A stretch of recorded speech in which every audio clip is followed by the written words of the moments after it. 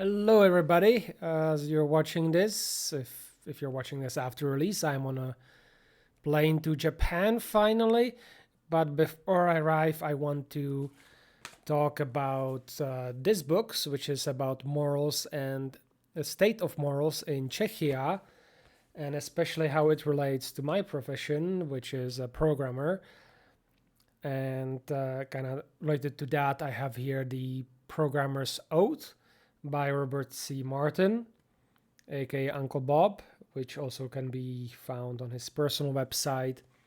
Everything. Let me see if I can get that ready for you. But to put it simply, similarly to any other post-communist countries, the morals in Czechia are not healthy and they are not well.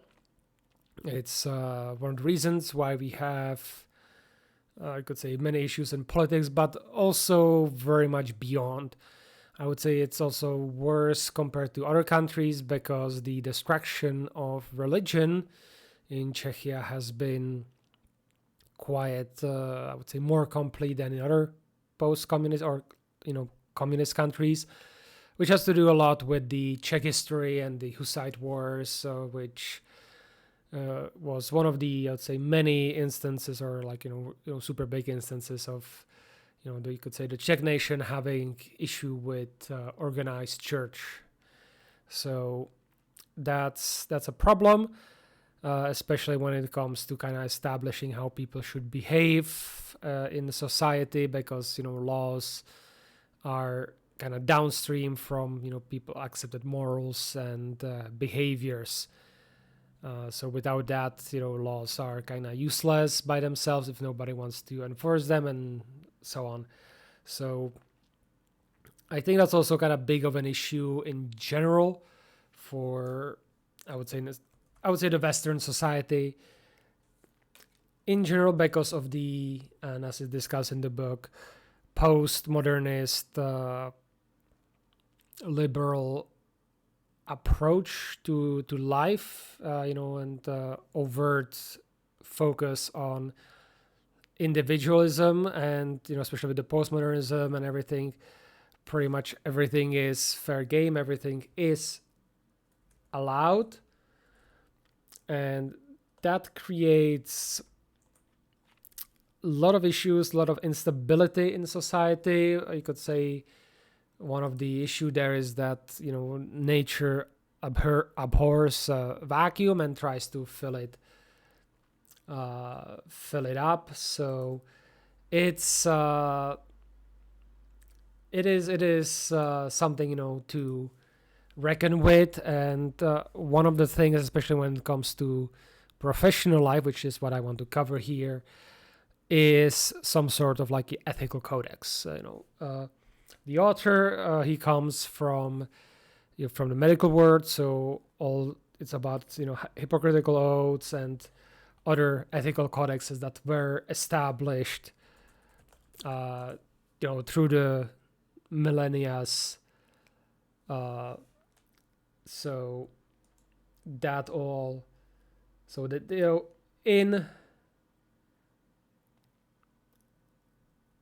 in the, okay, here we go. I found the programmer's one. Let me move my windows around. So at least when it comes to the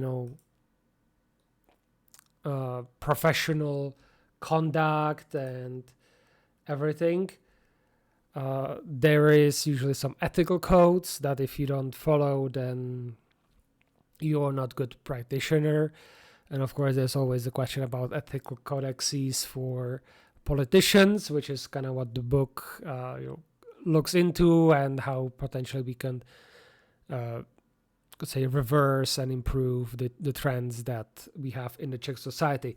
But that's not what I want to look in here. I want to really look at this Programmer's Oath by Robert C. Martin. And as we see it on the screen, I have this little play card, if I can, yes.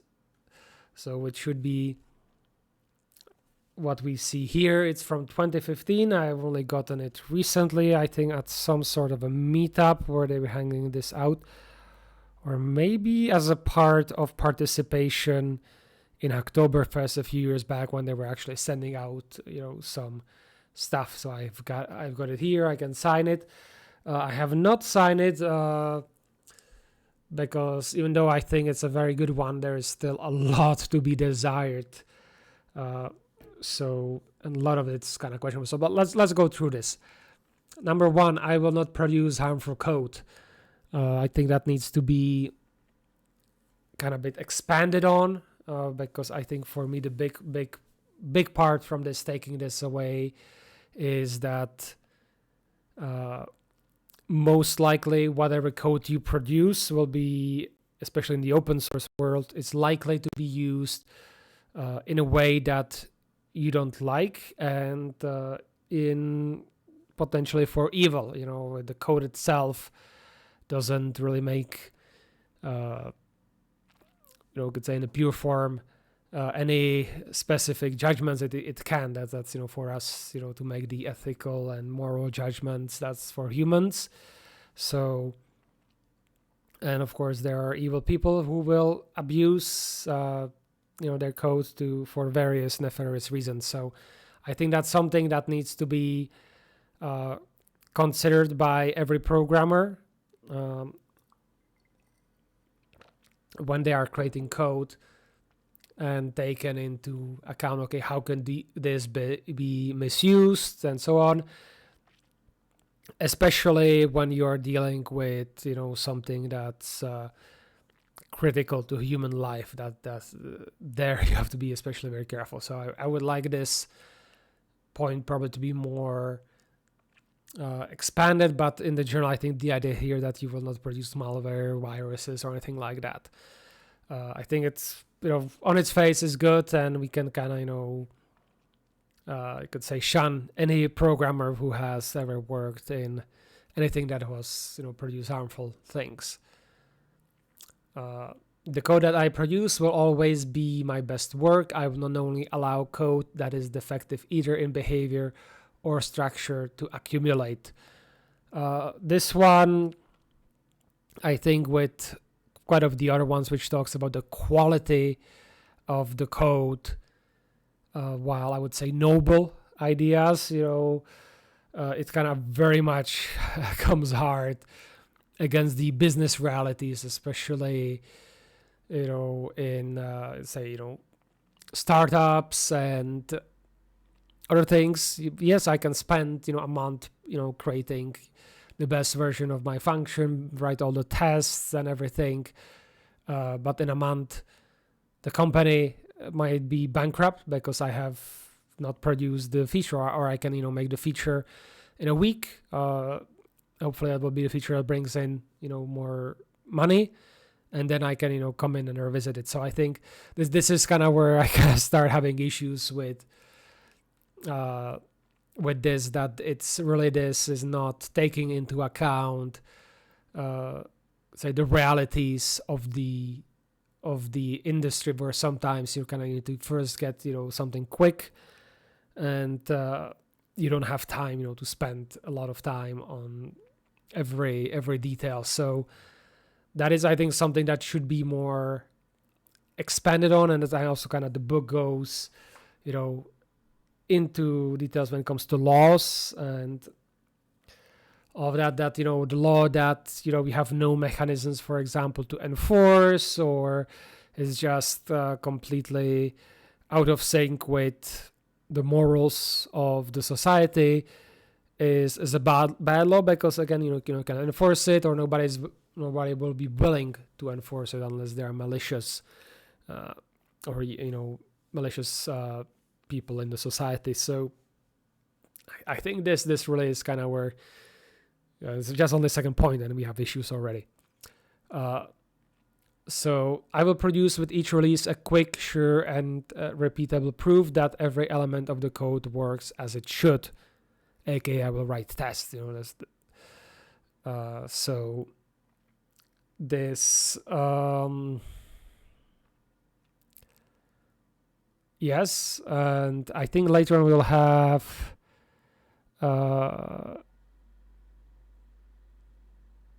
let's see. So this pretty much is I will write this for my code. Sure, again, kind of clashes with the realities when you're just like very quickly trying to get something out, and I think it's not fair to with this codex or oath, but let's just be honest, this is kind of more akin to codex, or at least starting one. This is not something that we should kind of like shun the people who work outside of big corporation where you are allowed to spend months of polishing everything. Number 4, I will make frequent small releases so that I do not impede the progress of others. Absolutely yes. I don't think there is anything here, but yeah, I think that's fine. But so practically, I think there might be some issues, but I think that's fine. Number 5, I will fearlessly and relentlessly improve my creations at every opportunity. I will never degrade them. I think, especially the second part, I will never degrade them, should be put in. Fearlessly and relentlessly improve my creations every opportunity. Have a issue with that, because then that means you have to pretty much continue support for everything that you ever write, which is just a bit unreasonable, I think, because sometimes you need to finish things and close them and not try to keep them alive. So I agree with the sentiment, just again with the practicality. I will do all that I can to keep the productivity of myself and others as high as possible. I will do nothing that decreases that productivity. I don't have anything really to oppose that. Number 7, I will continuously ensure that others can cover for me and that I can cover for them. Good sentiment. But again, there is a lot of assumptions put into this, and that's not something that you can really apply to any open source communities for the most part. And it assumes that you have, again, large company. 8, I will produce estimates that are honest both in magnitude and precision. I will not make promises without certainty. Yeah, sure, though certainty is, in general, we can go for quite a while, estimates and how to do them, and there is also a question if it's impossible. A lot of the times my estimates have been so wrong, it's not even funny. And usually I have to do something else, because part of that is, I give an estimate, start work on a feature, and hey, we have this, big thing that you need to stop everything that you're doing and focus on this. So that means that the feature gets delayed because I am working on something that's deemed more pressing at that time. So estimates are a question for himself, and again, it assumes that you're in a company with established procedures and processes. Number 9, I will never stop learning and improving my craft. Yes, that would be, I think that's nice to have here. So I would say, in a quick summary, I think it's a good starting point, but it needs a lot of work, primarily because there's a lot of assumptions baked into where this is, and it's actually where you need to make the changes based on where you want to have this, you could say, codex or oath applied. So I think this, for a large established company with established, test suite, big enough teams and everything, is fine, but it's not going to work for startups. It's not. I don't think it makes sense for open source, especially for open source that doesn't have any paid members to work on it. So that's kind of how I see it, but I really do appreciate the attempt to do so. But I think one big thing to end this on is what, again, the book that I've studied talks about, is that a lot of this thing is that in professional environments, when you have like codexes that you sign, codexes of behavior and whatnot,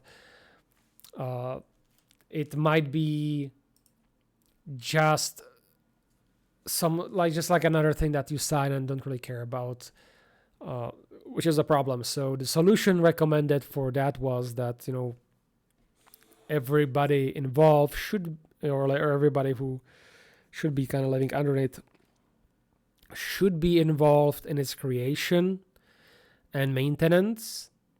Or at least that last part is kind of my last thing, and I think that it should be an active discussion, because through the codex you kind of establish what's expected of people, in that particular role in the company. And for me, it really inspires me, both the programmer's oath and the book, to write something for my own companies, or at least for Literary Universe, and see what what are actually the explanation. I think just even the form of creation is a good, not just like I said, team building and culture building in a company, but kind of sorting things out and making sure that everybody kind of has the same understanding of what is expected, and really covering the basics. So, and I want to kind of share this with everybody to kind of think about, not just like codex for your own companies, but even for yourself, thinking about, okay, what are your values, what are what you could say is like your personal codex, what do you live by. For example, back during the communist rule, kind of everybody's motto became, who isn't stealing is stealing from his family.